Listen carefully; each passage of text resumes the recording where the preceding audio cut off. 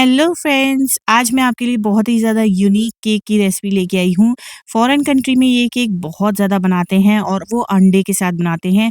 लेकिन आज मैं आपके लिए ये केक एगलेस लेके आई हूँ। आज हम बनाएंगे डबल लेयर चॉकलेट फ्लैन केक, जो कि ऊपर से जिगली और सॉफ्ट होगा और नीचे से चॉकलेटी और बहुत ज़्यादा टेस्टी होगा। साथ ही ये बिना अंडे के ईज़ी रेसिपी है, तो एंड तक देखना। वीडियो को ज़्यादा से ज़्यादा लाइक और शेयर करना बिल्कुल मत भूलना।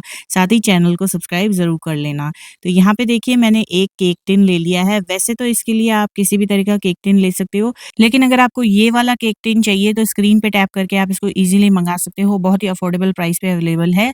तो यहाँ पे देखिए एक पैन में मैं शुगर ले रही हूँ और ये 1/4 कप के करीब शुगर है। सारे मेजरमेंट मैं डिस्क्रिप्शन बॉक्स में लिख दूँगी, तो चेकआउट ज़रूर कीजिएगा। शुगर को हमें ना कैरमलाइज़ करना है। ये देखिए इस तरह का गोल्डन कलर आ जाए मीडियम आँच पे, तो गैस बंद कर दीजिए फटाफट। ये देखिए बिल्कुल अच्छा-सा गोल्डन कलर आ जाना चाहिए, इससे डार्क मत कीजिएगा। और उसके बाद इसको हम केक टिन के अंदर डाल देंगे।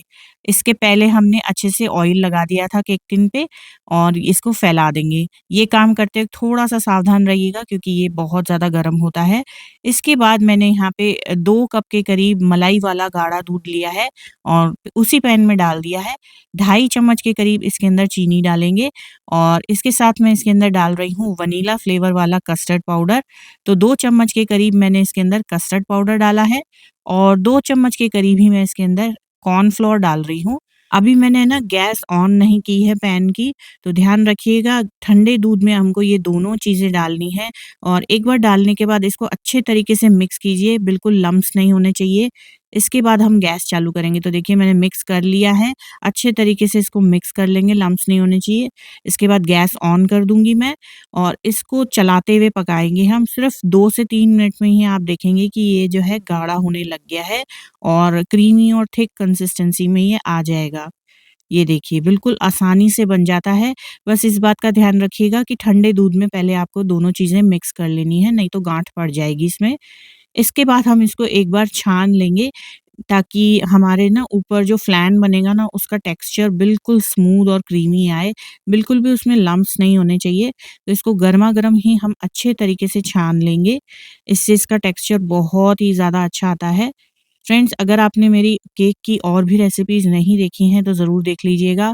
मैं ऊपर लिंक में भी प्लेलिस्ट केक की अपनी टैग कर दूँगी और डिस्क्रिप्शन बॉक्स में भी दे दूँगी, ताकि आप इज़िली देख सकें। मैंने बहुत सारे यम्मी केक्स बताए हैं, तो आप ज़रूर देखिएगा। ये हम कैरेमल के ऊपर डाल के और इसको गरमा-गरम ही डाल देंगे और इसको फ्रिज में सेट होने के लिए रख देंगे। जब तक वो सेट हो रहा है, चलिए हम ओवन प्रीहीट कर लेते हैं। तो ये मेरा ओवन सेक्शन है। जब मैं ओवन यूज़ नहीं करती हूँ तो इस तरीके से इस पे डेकोरेशंस डाल देती हूँ। यहाँ पे मेरे ओम जाप वाला जो है वो भी था, तो वो मैं हमेशा किचन में चला के रखती हूँ। मैंने ओवन को ना प्रीहीट करने रख दिया है। ये केक आप बिना ओवन के भी बना सकते हैं। कमेंट करके बताइएगा तो मैं आपको बता दूँगी। यहाँ पे देखिए 2/3 कप के करीब पिसी हुई नॉर्मल चीनी ली है, 1/4 कप के करीब दही लिया है, जो कि खट्टा नहीं होना चाहिए, फ्रेश दही लेना है। और साथ में ही 1/4 कप के करीब नॉर्मल कुकिंग ऑयल लिया है। फ्लेवरलेस होना चाहिए कुकिंग ऑयल, आप इसकी जगह बटर भी ले सकते हो। अब यहाँ पे मैंने कोको पाउडर या फिर ड्रिंकिंग चॉकलेट, आप जो भी आपके पास अवेलेबल हो वो ले सकते हो। 3 से 4 चम्मच के करीब वो लेना है और 1/4 टीस्पून के करीब कॉफ़ी डालना है इसके अंदर। कॉफ़ी से जो चॉकलेट का टेस्ट है ना वो एनहांस हो जाता है। आप अगर कॉफ़ी पसंद नहीं करते हैं तो अवॉइड भी कर सकते हैं। वैसे कॉफ़ी का इसमें टेस्ट नहीं आएगा। ये सारी चीज़ें अच्छे से मिक्स कर लेने के बाद इसके अंदर हम डालेंगे 2 कप के करीब मैदा। और मैं यहाँ पे इस वाले कप से मेज़रमेंट ले रही हूँ। आप घर पे किसी भी अवेलेबल कटोरी से मेज़रमेंट ले सकते हो। एक ही कटोरी यूज़ कीजिएगा। अब इसके बाद मैं इसके अंदर 1 टीस्पून के करीब डाल रही हूँ बेकिंग पाउडर, 1 चुटकी के करीब मैंने इसमें नमक डाला है और यहाँ पे हम फ्रिज का ठंडा दूध इस्तेमाल करेंगे और थोड़ा-थोड़ा दूध डालते जाएँगे। मैंने हाफ़ कप के करीब मिल्क लिया है। अगर आपको ज़रूरत लगे तो आप और भी एक्स्ट्रा दूध डाल सकते हो उसमें, लेकिन थोड़ा-थोड़ा करके डालिएगा। जैसे देखिए मैंने यहाँ पे 2 चम्मच दूध एक्स्ट्रा डाला है। ताकि हमारा कंसिस्टेंसी बिल्कुल अच्छे से फ्लोई बने। धीमे हाथ से इसको एक ही डायरेक्शन में मिक्स करेंगे और हमारा केक का बैटर जो है वो बहुत ही स्मूथ, सिल्की और इस तरीके से रिबन कंसिस्टेंसी का होगा। ये देखिए इस तरीके से बहुत ही अच्छा केक बैटर बनता है। यहाँ पे देखिए फ्रिज में आधा घंटा ही रखा था मैंने इसको और ये हमारा जो है कस्टर्ड सेट हो गया है बहुत ही अच्छे तरीके से। और इसके ऊपर ये हमारा केक का बैटर डाल देंगे। ये देखिए इस तरीके से आपको डालना है, कंसिस्टेंसी देख लीजिएगा इसी तरीके की होनी चाहिए फ्लोई रिबन कंसिस्टेंसी, ताकि आप केक बैटर अच्छे से डाल सको। और इसको हल्का-सा टैप करेंगे और इसके बाद इसमें इसको ओवन में आप बेक कर सकते हैं। वैसे तो आप इसको कढ़ाई में भी बेक कर सकते हो।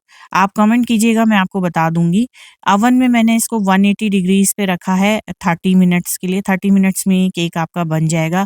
कभी-कभी थोड़ा-सा टाइम ज़्यादा भी लगता है, आप चेक कर सकते हो। आपका केक कब बनता है, 30 टू 35 मिनट्स लगते हैं इसको बनने में।